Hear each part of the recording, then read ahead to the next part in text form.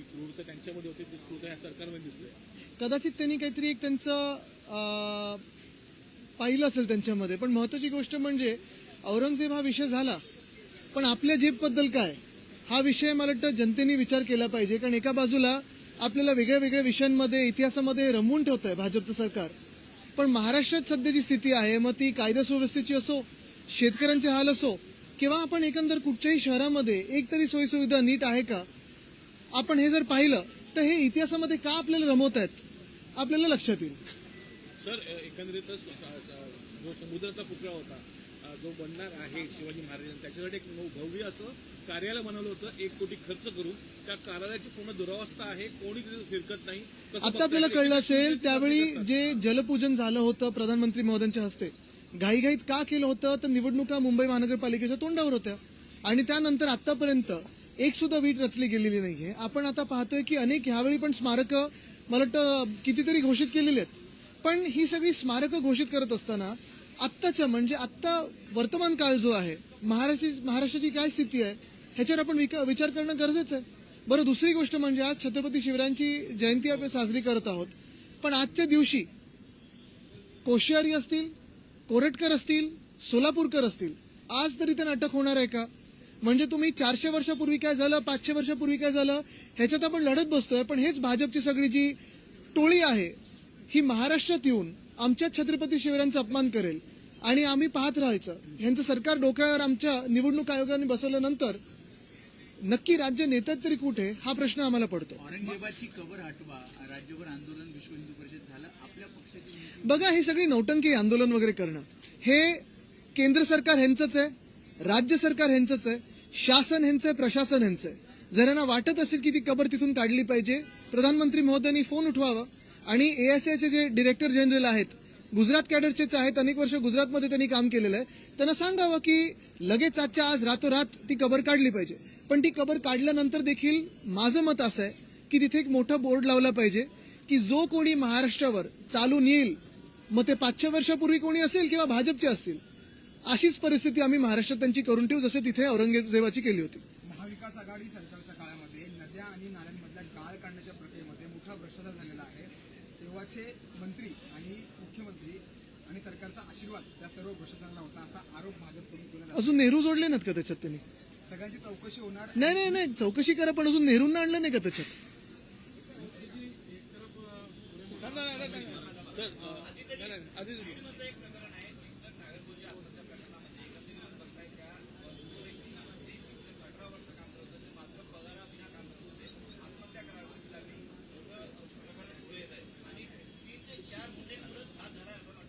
आता हे सगळं लपवण्यासाठी इतिहासात तुम्हाला रमवतात. म्हणजे तुमच्या पण बातम्या जे आम्ही राजकीय लोक इतिहासावर वक्तव्य करतो त्याच्यात पण रमल्या जातील आणि लोकांपर्यंत ह्या सगळ्या बातम्या ज्याची सत्य परिस्थिती ती लोकांपर्यंत जात नाही. मात्र आत्महत्या करण्यापूर्वी त्या शिक्षकाने फेसबुकवर एक पोस्ट लिहिली आपल्या मुलीला संबोधित करणारी. एवढं सगळं असतानाही बीड पोलीस असं सांगतायत की आमच्याकडे याबाबत तक्रार आली नाही म्हणून. बघा, हेच तर मी तुम्हाला सांगतो ना, आज हे जे ग्रस्त ज्यांनी आत्महत्या केली असेल, शेतकरी आत्महत्या वाढत चाललेल्या आहेत. एकंदर आपण पाहतोय कोणी ड्रंक ड्रायव्हिंग करतंय, रॅश ड्रायव्हिंग करतंय. कायदा सुव्यवस्थेचा धाक जो होता तो राहिलेला नाहीये. पोलिसांचे हात बांधलेले आहेत. बीडचं प्रकरण असेल, परभणीचं प्रकरण असेल, हे बीडचं प्रकरण असेल, परवा मी पाहिलं कुठेतरी सळ्यांनी कोणतरी मारून टाकलं होतं. म्हणजे गृहमंत्री एवढे अकार्यक्षम आहेत आणि ते सगळं लपवण्यासाठी औरंगजेब असेल, दुसरं कोणी असेल, मग कधी गांधी कधी सावरकर, हे सगळ्या विषयांमध्ये आपल्याला रमवून ठेवतात. एका महिन्यात एक विकेट काढलेला आहे, एका महिन्यात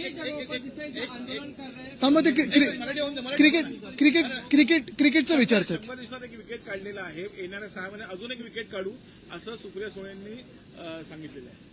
थोडी माहिती मी त्यांच्याकडून पण घेईन. पण आम्ही हे जे मंत्री राजीनामा देतात, ठीक आहे, विकेट आम्ही बोलतो कारण ते शब्द वापरला जातो, पण तुम्ही गांभीर्य लक्षात घ्या. त्या पण ज्या बोलल्या, सुप्रियाताई ज्या विषयाबद्दल बोललेल्या आहेत किंवा ज्या मंत्र्यांना राजीनामा द्यायला लागला, आपण विकेट हा शब्द वापरतो, निश्चितपणे वापरतो, पण त्याचं गांभीर्य एवढं महत्वाचं आहे की राज्यातल्या मंत्रिमंडळाचा राजीनामा घ्यावा लागला.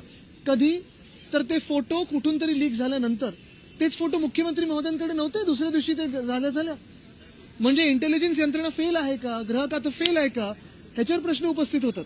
सर, नदीगाळ प्रकल्पामध्ये नदीगाळ जी झालेली आहे यामध्ये एसआयटी नेमण्यात आलेली आहे. कुठेतरी महाविकास आघाडी असेल किंवा मुंबई महानगरपालिका असेल या संदर्भात तुमच्यापर्यंत सुद्धा धागेदोरे येतील. बघा, ज्याची चौकशी करायची त्याची करा. मला आश्चर्य वाटतं असून भाजपने नेहरूंना ह्याच्यात खिचलं नाही ते.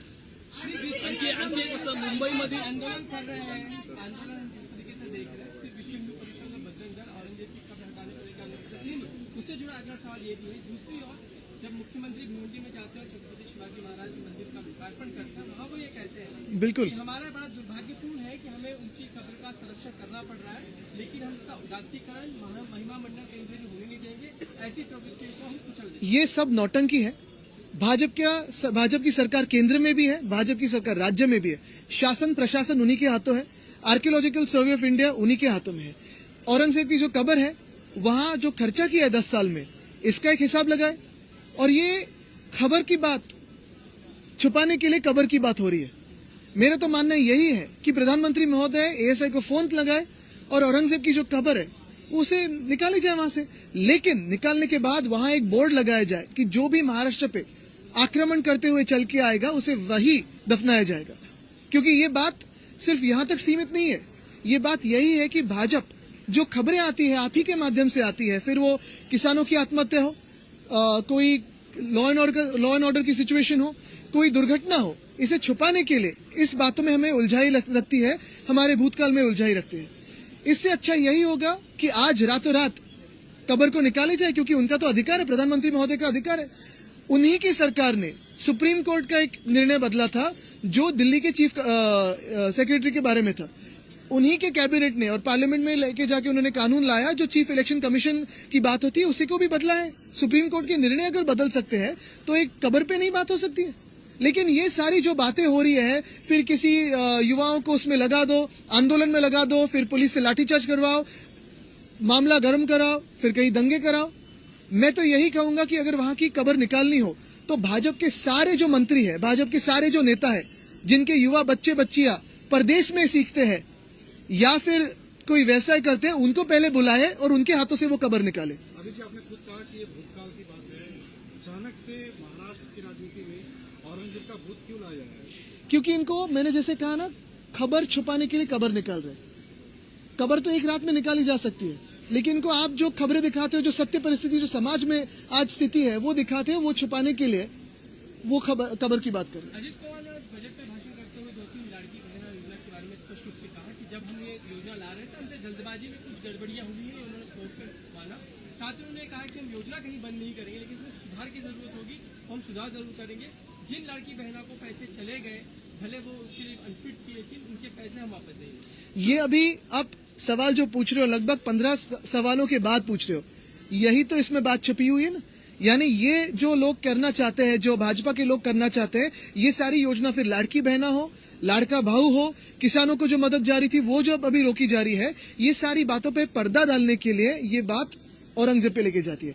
ताकि अगर आप पूछे कि लाड़की बहना को जो पैसे मिलने वाले हैं उसका क्या, नहीं, औरंगजेब की कब्र अभी खोदनी है, आज निकालो कब्र, लेकिन लाड़की बहन को कब पैसे दोगे?